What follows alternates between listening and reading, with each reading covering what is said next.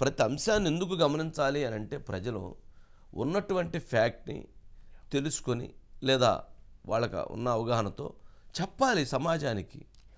చంద్రబాబు నాయుడు గారు వైఎస్ వివేకానంద రెడ్డిని చంపారంటే నమ్మినట్లుగా ఈ ప్రతిదాన్ని వాస్తవం అవాస్తవం తెలుసుకోకపోతే ఇప్పుడు ప్రమాదం పొంచి ఉంది.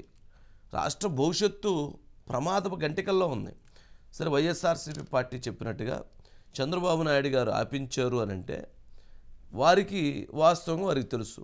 చంద్రబాబు నాయుడు గారికి ఈ వాలంటీర్ వల్ల నష్టం జరుగుతుంది, వీళ్ళని ఆపాలి అనేటువంటి మనసులో ఉన్నా కానీ మనసులో ఆయన అది చేస్తే రాజకీయంగా ఎక్కడైనా నష్టం జరుగుతుందేమోనన్న ఉద్దేశంతో అది ఆయన చేయలేకపోయాడు. ఆ చర్యకి ఆయన ఉపక్రమించలేకపోయాడు.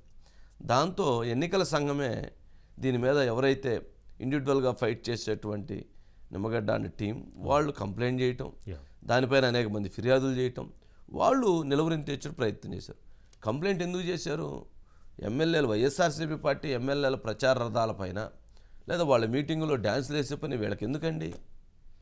చేయకూడదు. అది వాళ్ళు తీసుకునే ప్రతి రూపాయి, వాళ్ళు ఇచ్చే ప్రతి రూపాయి ప్రజలది, ప్రజలకు సంబంధించి తీసుకోవాలి. సరే, ఇప్పుడు ఈ మొత్తం మీద పోయి ఎవరికి పడుతుందా అంటే చీఫ్ సెక్రటరీ జవహర్ రెడ్డి గారి మీద వేటు పడబోతుందా? చీఫ్ సెక్రటరీ మీద ఆయన్ని అక్కడి నుంచి తప్పించబోతున్నారా?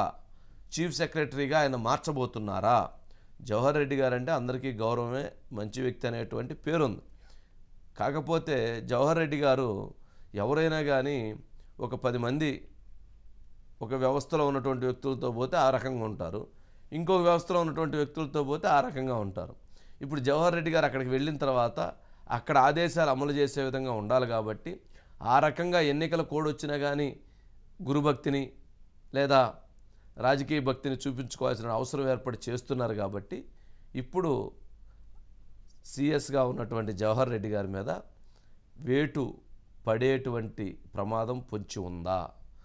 తక్షణం గనక ఆయన డబ్బులు డెలివరీ చేయకపోతే జవహర్ రెడ్డి గారికి వేటు పడుతుంది. కొత్తగా వచ్చేటువంటి సిఎస్ ఎవరైతే ఉన్నారో 24 గంటల్లోపు ఆయన డెలివరీ చేసేస్తాడు. 24 గంటల్లోపు, 24 అవర్స్ లోపు. ప్రభుత్వం దీన్ని ఎంత కావాలని దూరం చేయాలనుకుంటున్నా కానీ ప్రభుత్వం ఎవరైతే కొత్త వాళ్ళు వస్తే అంత తొందరగా డెలివరీ చేస్తారు. కాబట్టి చీఫ్ సెక్రటరీగా ఉన్నటువంటి జవహర్ రెడ్డి గారు 60 లక్షల మందికి వృద్ధులకి అన్యాయం చేయటం సమంజసం కాదు. వాళ్ళని ఇబ్బంది పెట్టకూడదు. వాళ్ళకి చాలా అవసరాలు ఉంటాయి. రాజకీయం కోసం సీరియస్గా ఉండి ఇంత సర్వీస్లో వాళ్ళకి ఇబ్బంది గురి చేసే విధంగా ఉండటం మంచిది కాదు. ఇది ఒక అంశం. రెండోది, అసలు డబ్బులు లేవు అంటారు. తెలుగుదేశం పార్టీ ఉంటుంది అసలు అకౌంట్లో డబ్బులు లేవు, 13,000 కోట్ల రూపాయలు ఏదైతే అప్పులు తెచ్చిన డబ్బులు మొత్తాన్ని తమ కాంట్రాక్టర్లకి, ఎవరైతే తమ వర్కులు చేసినటువంటి తమ వీర విధేయులకి వారందరికీ కూడా కమిషన్లు తీసుకొని వాళ్ళందరికీ డబ్బులు ఇచ్చేశారు. అందువల్ల అకౌంట్లో డబ్బులు లేవు. ఈరోజు మళ్ళీ అప్పుకి ప్రయత్నం చేశారు. రేపు అప్పు వస్తుంది. రేపు అప్పు వస్తే మళ్ళీ ఆ అప్పుని ప్రజలకు పంచేదానికి కొద్దిగా ఆలస్యం చేసి ఒక ప్రయత్నం చేయాలనేటువంటి భావనతో ఉన్నారనేది వారు చెప్తున్నటువంటి ఇంకో సబ్జెక్టు.